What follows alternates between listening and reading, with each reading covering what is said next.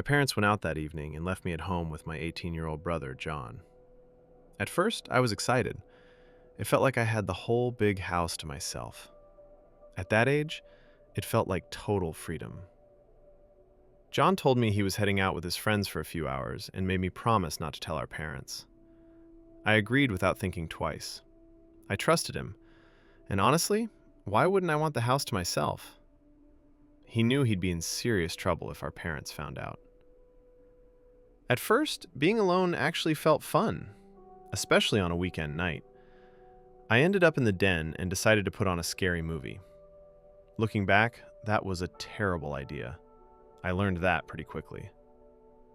I had never been alone in the house for that long before, especially not at night. About halfway through the movie, I started feeling uneasy. It wasn't just the movie anymore. It was the house itself. The floors creaked randomly. The wind brushed against the windows. The fridge kept clicking on and off. Whenever there was a loud sound in the movie, I jumped. I kept turning around to stare past the couch, toward the dimly lit stairs leading to the main floor, half expecting someone to be standing there. Eventually, I couldn't handle it anymore. I didn't even know why I was doing this to myself. I shut off the TV and ran upstairs to my room like a terrified little kid. The kind who sprints because it feels like something is chasing you the second the lights go out.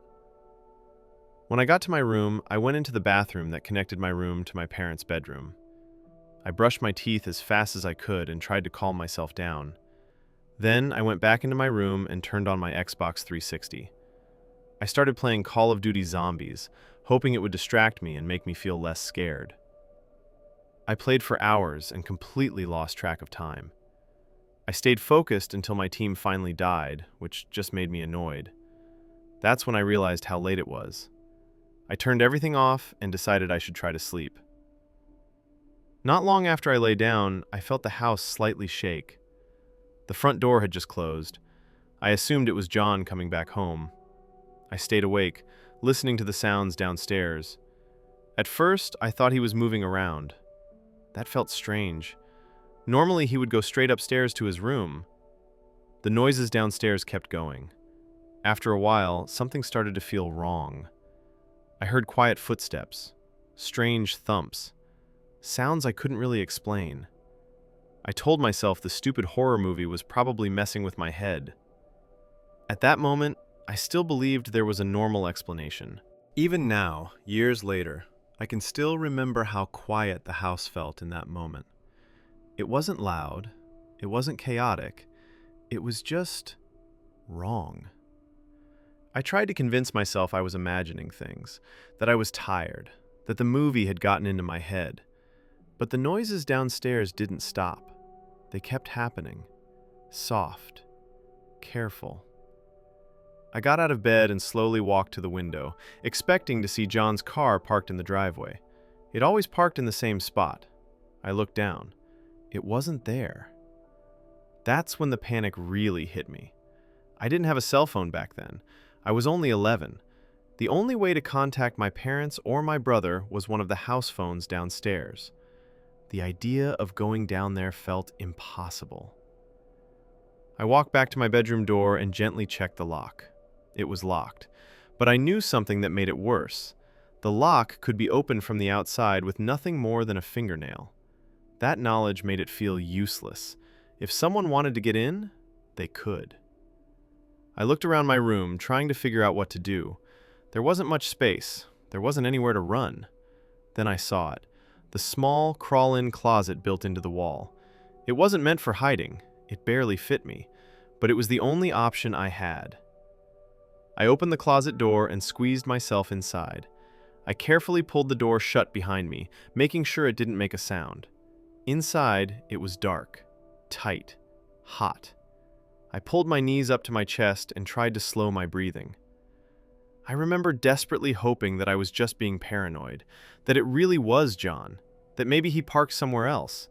I kept telling myself there had to be a normal explanation. Then I heard it. Someone was messing with my bedroom door, not knocking, not rattling it loudly, just testing it. Moments later, the door opened. Someone walked into my room. I had no idea who they were. I had no idea what they wanted. I stayed perfectly still. I didn't move. I didn't breathe. I listened as footsteps moved across my room. The floor creaked under their weight. I heard things being picked up, shifted, moved around. Every second felt endless. I was certain that the closet door would open at any moment, that this was how I was going to die. I kept silently praying it was my brother. I begged myself not to make a sound. I barely breathed, terrified they would hear me. All I wanted was for them to leave. At one point, I heard them dragging something across the floor. That sound made my stomach drop. It felt deliberate, heavy. It felt like hours were passing, even though it was probably only minutes. Eventually, the sounds stopped. The footsteps moved away. Then, they were gone. I stayed in that closet. I didn't move. I don't know how long I was there. It felt like forever. I was afraid that if I came out, they might still be in the house. Time passed, slowly.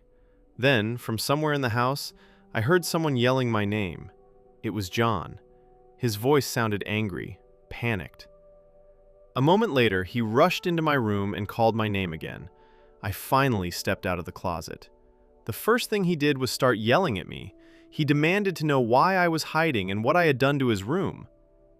That was the moment I knew. Without a doubt, John had not been in the house earlier. Once John realized what I was saying, his expression changed.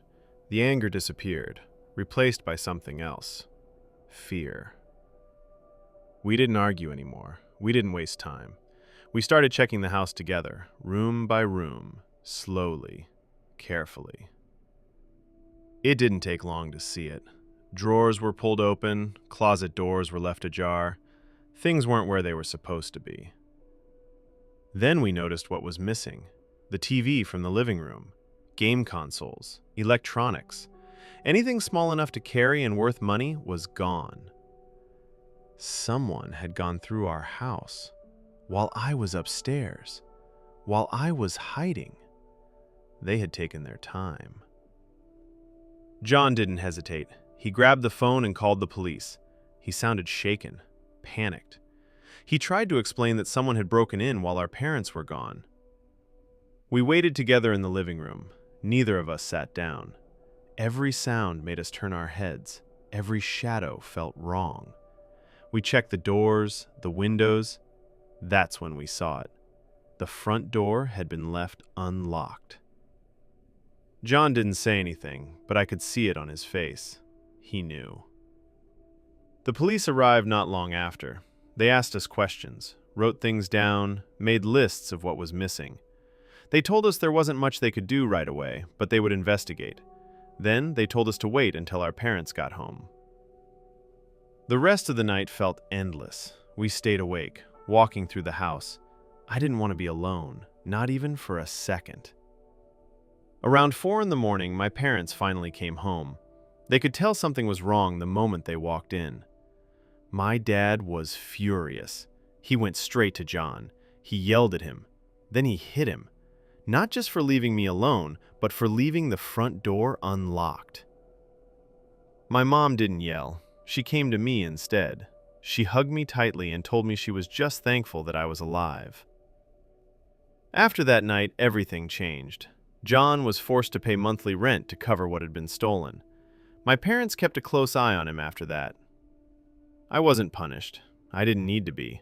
I was already shaken, scared in a way I didn't know how to explain. What happened stayed with me for years. Every time I thought about it, the fear came rushing back. I could picture myself curled up in that closet, listening, waiting, not knowing if I was going to survive. Even now, I can remember the sound of the footsteps, the creak of the floor, the way time seemed to stop while someone stood in my room. That night was the most terrifying experience of my life, and even after all these years, it still sticks with me.